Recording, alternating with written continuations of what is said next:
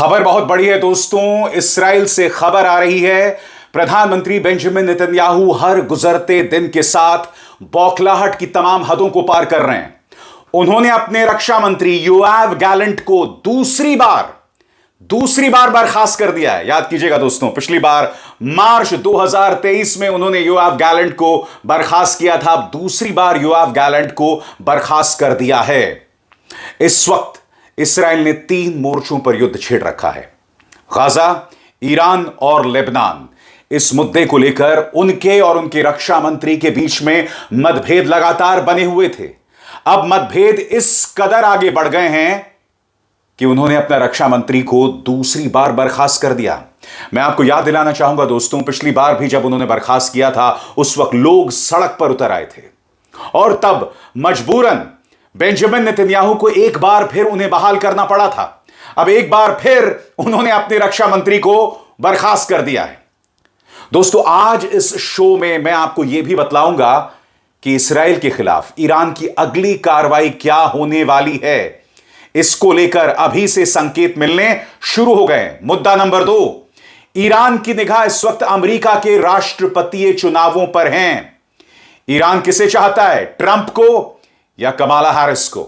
इसकी भी हम चर्चा करेंगे, मगर सबसे पहले दोस्तों, बेंजामिन नेतन्याहू की बौखलाहट। हर गुजरते दिन के साथ यह शख्स बौखला रहा है और अब उन्होंने अपने रक्षा मंत्री को बर्खास्त कर दिया है। सबसे पहले सरल शब्दों में मैं आपको बतलाना चाहता हूं कि यह बर्खास्तगी क्यों की गई है। दोनों के बीच में 5 गंभीर मुद्दे क्या थे। मतभेद के 5 गंभीर मुद्दे एक एक करके आपके स्क्रीन पर आ रहे हैं। मतभेद का पहला मुद्दा, पूर्व रक्षा मंत्री योआव गैलेंट ने साल की शुरुआत में कहा था कि माहौल बिल्कुल माकूल है हमास से बंधकों की रिहाई की बातचीत शुरू करने के लिए, मगर बेंजामिन नेतन्याहू ने कहा अभी युद्ध जारी रखते हैं। दोस्तों, मैं आपको बतलाना चाहूंगा कि इस्राएली सेना में भी कम से कम 200 सैनिकों ने ज्ञापन पर दस्तखत कर दिए हैं और उस ज्ञापन का क्या मकसद है कि हम लड़ाई नहीं करेंगे जब तक आप बंधकों की रिहाई के लिए हमास के साथ समझौता नहीं करेंगे। यही बात योआव गैलेंट भी कह रहे हैं, वो लगातार कह रहे हैं, मगर बेंजामिन नेतन्याहू भ्रष्टाचार के मामले में अपनी जान बचाने के लिए कह रहे हैं नहीं, अभी युद्ध को जारी रखो। जबकि आप जानते हैं हर गुजरते दिन के साथ जो बंधक इस वक्त हमास के कब्जे में हैं, जिनकी संख्या करीब 100 से 150 है, उनकी जान खतरे में है, मगर बेंजामिन नेतन्याहू को बिल्कुल भी परवाह नहीं है। अब मैं आपको बतलाने वाला हूं मतभेद का दूसरा मुद्दा आपके स्क्रीन पर। योआव गैलेंट ने मई में कहा था कि इस्राएल को गजा पर शासन नहीं करना चाहिए, मगर बेंजामिन नेतन्याहू ने कहा कि ऐसा नहीं हो सकता। बकौल नेतन्याहू, हमास्तान की जगह फतहस्तान नहीं ले सकता। जैसा कि आप जानते हैं वेस्ट बैंक पर फतह का शासन है। दोस्तों, आप जानते हैं भारत जो है वो स्वतंत्र फलस्तीनी राज्य के पक्ष में है। यही नहीं, संयुक्त राष्ट्र में भी प्रस्ताव है कि एक दिन स्वतंत्र फलस्तीनी राज्य हो। भारत ने भी इसका समर्थन किया है, मगर बेंजामिन नेतन्याहू गजा पर राज करना चाहते हैं, वेस्ट बैंक पर राज करना चाहते हैं। योआव गैलेंट लगातार कह रहे हैं कि हमें गजा पर राज नहीं करना चाहिए। तो इसी के जवाब में बेंजामिन नेतन्याहू कहते हैं कि इस वक्त वहां पर हमास्तान है, उसके बदले में फतहस्तान जो है वो स्थापित नहीं होना चाहिए। पूरे फलस्तीन पर बेंजामिन नेतन्याहू राज करना चाहते हैं, जो अंतरराष्ट्रीय सोच के खिलाफ है। यही नहीं, भारत की पारंपरिक सोच के भी खिलाफ है। अब मतभेद का तीसरा बिंदु आपके स्क्रीन पर। जैसे जैसे युद्ध आगे बढ़ा, पूर्व रक्षा मंत्री योआव गैलेंट ने कहा कि 7 अक्टूबर 2023 को इतना बड़ा आतंकवादी हमला कैसे हुआ, इसकी जांच होनी चाहिए, मगर बेंजामिन नेतन्याहू ने जांच से मना कर दिया। कहा कि अभी युद्ध हो रहा है, सुरक्षा में हुई चूक की जांच की कोई जरूरत नहीं है। 1300 इस्राएली मारे जाते हैं 7 अक्टूबर 2023 को हुए आतंकवादी हमले में। इसी के बदले में बेंजामिन नेतन्याहू 3 मोर्चों पर युद्ध छेड़ देते हैं। गजा में अब तक 40,000 लोग मारे जा चुके हैं। लेबनान की बात करें, 3,000 लोग मारे जा चुके हैं। कहने का अर्थ साफ है, वो हमला क्यों हुआ, आज से 1 साल पहले किस तरह से हमास के लड़ाके जो हैं वो इस्राएल में घुसते हैं और करीब 1300 लोगों को मौत की घाट उतार देते हैं। ऐसा कैसे हुआ? योआव गैलेंट चाहते थे कि इसके पीछे जो सुरक्षा को लेकर चूक है उसकी जांच हो, मगर बेंजामिन नेतन्याहू इसके खिलाफ हैं। अब आपके स्क्रीन पर मतभेद का चौथा बिंदु। पूर्व रक्षा मंत्री गलांट अमेरिका जाने वाले थे, मगर प्रधानमंत्री नेतन्याहू ने जाने से रोक दिया, यह कहते हुए कि उन्हें पहले खुद अमेरिकी राष्ट्रपति से बात करने दीजिए। अब आप बताइए दोस्तों, बातचीत तो फोन पर हो गई थी, तो फिर आप अपने रक्षा मंत्री को जाने से क्यों रोक रहे थे? पता चलता है दोस्तों, युद्ध को लेकर दोनों के बीच में क्या मतभेद हैं। और कुछ देर बाद मैं आपको बतलाने वाला हूं कि गलांट को इन्होंने बर्खास्त तो कर दिया है, मगर अभी खतरा बना हुआ है कि कहीं आईडीएफ में बगावत शुरू ना हो जाए। उसकी मैं चर्चा करूंगा। पांचवा मतभेद का बिंदु आपके स्क्रीन पर। मार्च 2023 में नेतन्याहू ने पूर्व रक्षा मंत्री योआव गैलेंट को बर्खास्त कर दिया था, मगर जनता की नाराजगी की वजह से उन्हें बहाल करना पड़ा। अब आप इन दोनों चीजों को जोड़िए दोस्तों। इस साल की शुरुआत में पूर्व रक्षा मंत्री गलांट कहते हैं कि भाई हमास के साथ बातचीत हो ताकि जितने भी बंधक बने हुए हैं, कब्जे में हैं, उन्हें हम रिहा कर सकें। मगर नेतन्याहू को अपने ही देश के नागरिकों की जान की परवाह नहीं है। वो कहते नहीं, युद्ध चलने दीजिए। अब इस मुद्दे को जोड़िए इस्राएली सेना की बगावत के साथ। 200 लोग उस ज्ञापन पर दस्तखत कर चुके हैं कि पहले डील हो, फिर हम मैदान जंग में उतरेंगे। अब इस थ्योरी पर गौर कीजिए दोस्तों। गलांट को बर्खास्त तो कर दिया गया है, मगर क्या इसके बाद आईडीएफ में, इस्राएली सेना में बगावत हो सकती है? क्या एक बार फिर इस्राएली जनता सड़कों पर उतरेगी? ये तमाम सवालात हैं दोस्तों, क्योंकि योआव गैलेंट की लोकप्रियता इस्राएल में जो है अच्छी खासी है और वो अक्सर तर्कों के साथ बात करते हैं।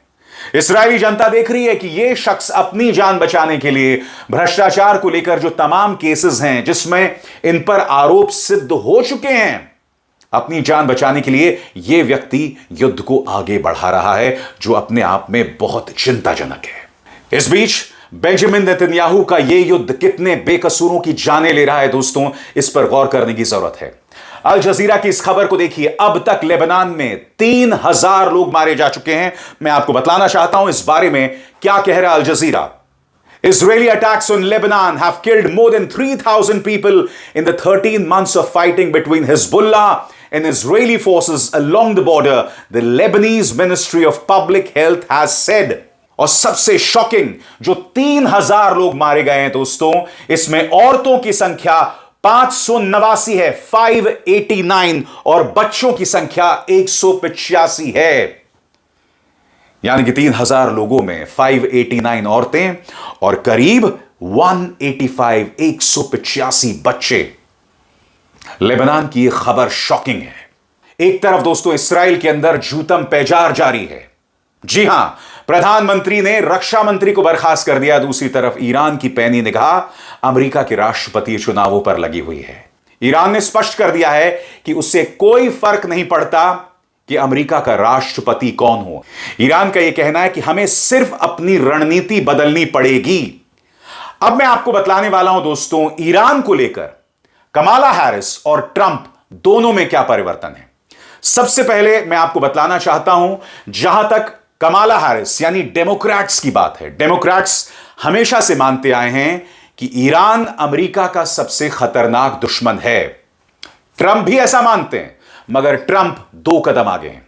ट्रंप कहते हैं कि ईरान के परमाणु ठिकानों पर हमला होना चाहिए, और आप जानते हैं कितना खतरनाक इरादा है, क्योंकि अगर आप ईरान के परमाणु ठिकानों पर हमला करते हैं तो आप दुनिया को एक परमाणु युद्ध की तरफ ढकेल रहे हैं।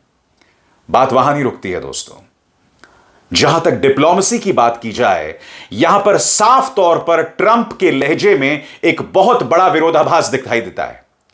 एक तरफ ट्रंप यह कहते हैं कि ईरान के परमाणु ठिकानों पर हमला हो, इसके अलावा ट्रंप यह भी कहते हैं कि भाई ईरान के साथ कूटनीतिक तौर पर संवाद हो। मैं आपको याद दिलाना चाहूंगा 2015 में ईरान के साथ अमेरिका का परमाणु डील हुआ। ट्रंप जब राष्ट्रपति बने थे 2016 में, तब उन्होंने इस डील को खत्म कर दिया था। अब अलग अलग इंटरव्यूज में ट्रंप ये लगातार कह रहे हैं कि ईरान के साथ एक बार फिर परमाणु डील हो। अब आप एक बात बताएं दोस्तों, जिस व्यक्ति ने 2015 की परमाणु डील को खत्म कर दिया था, निरस्त कर दिया था, अब वो दोबारा कह रहा है कि एक बार फिर परमाणु डील हो। तो ट्रंप इस लिहाज से अमेरिका और ईरान के संबंधों के लिए, मध्य पूर्व के लिए एक बहुत खतरनाक सौदा है, एक बहुत ही खतरनाक चेहरा है, अनप्रेडिक्टेबल हैं, यानी कि उनका अगला कदम क्या होने वाला है कोई नहीं जानता। इसीलिए ईरान की पैनी निगाह बनी हुई है। दोस्तों, ट्रंप की सोच ईरान को लेकर कितनी घातक है वो आपको इंटेलिजेंस की इस रिपोर्ट से स्पष्ट हो जाएगा। मैं इसका हिंदी में अनुवाद करता चलूंगा। दोस्तों इंटेलिजेंस की रिपोर्ट कहती है कि 2017 में ट्रंप ने 2015 की न्यूक्लियर डील को खत्म कर दिया। वो न्यूक्लियर डील जो अमेरिका की ईरान के साथ थी, आपने वो डील को खत्म कर दिया। मगर बात वहां नहीं रुकती है। मैं आपको बतलाना चाहता हूं दोस्तों, ईरान के टॉप जनरल हैं जिनका नाम था कासिम सुलेमानी। ट्रंप जब राष्ट्रपति थे तो उन्होंने आदेश दिया था कि सुलेमानी को मौत के घाट उतार दिया जाए, यानी कि एक तरफ से उनके खिलाफ सुपारी जारी कर दी। अब इस तारीख पर गौर कीजिए दोस्तों, जनवरी 2020, यह वो तारीख है जब एक अमेरिकी ड्रोन से कासिम सुलेमानी को मौत के घाट उतार दिया जाता है। जैसे कि आप जानते हैं दोस्तों, कासिम सुलेमानी जो हैं वो कमांडर इन चीफ थे कुद्स फोर्स ऑफ IRGC, यानी कि ट्रंप के इरादे साफ हैं। तो ईरान के अंदर हत्याओं का एक नया दौर शुरू होने वाला है, और यह बेंजामिन नेतन्याहू के पक्ष में तो है, मगर मध्य पूर्व के लिए किसी भी सूरत में एक माकूल स्थिति नहीं है। क्योंकि अगर ऐसा होगा तो टकराव बढ़ेगा। अगर परमाणु ठिकानों पर हमला होगा तो दुनिया एक परमाणु तबाही की तरफ बढ़ेगी। फिर सिर्फ इस्राइल और ईरान तबाह नहीं होंगे, क्योंकि परमाणु ऊर्जा की कोई लक्ष्मण रेखा नहीं होती दोस्तों। जब यह आग फैलती है तो कहीं पर नहीं रुकती। और जैसे कि कार्यक्रम की शुरुआत में मैंने आपको बताया दोस्तों, इस वक्त ईरान का ध्यान इस तरफ है कि इस्राइल पर अगला हमला कैसे हो। और अल जजीरा की एक खबर बता रही है कि सुप्रीम लीडर खामेनी ने ईरानी सेना को कह दिया है कि पूरी तैयारी कीजिए, जमकर तैयारी कीजिए, और यह जो हमला है वो बड़ी मिसाइल्स के साथ होने वाला है। आपको याद होगा, इससे पहले जब ईरान ने हमला किया था उस वक्त जिन मिसाइल्स का इस्तेमाल किया था उससे भी बड़ी मिसाइल्स का इस्तेमाल ईरान करने वाला है। मगर ईरान को पता होना चाहिए कि इस्राइल के पास एक डोम है, एक ऐसा सुरक्षा कवच है जिसके जरिए वो हर मिसाइली हमले से खुद को बचा सकता है। लिहाजा सिर्फ बड़े मिसाइल हमले से ईरानी बदला पूरा नहीं होने वाला है। कायदे से इस युद्ध पर पूरी तरह से विराम लगना चाहिए। कायदे से ईरान को जवाबी कार्रवाई नहीं करनी चाहिए, क्योंकि आप जानते हैं ट्रंप के राष्ट्रपति बनने के साथ ही वो लगातार बेंजामिन नेतन्याहू को बढ़ावा देंगे कि आप ईरान के परमाणु ठिकानों पर हमला कीजिए। और उसके बाद क्या होने वाला है दोस्तों, सोचकर भी सिहरन पैदा होती है। इसीलिए ईरान की निगाह लगातार अमेरिका के राष्ट्रपतीय चुनावों पर बनी हुई है। अभिसार शर्मा को दीजिए इजाजत। नमस्कार।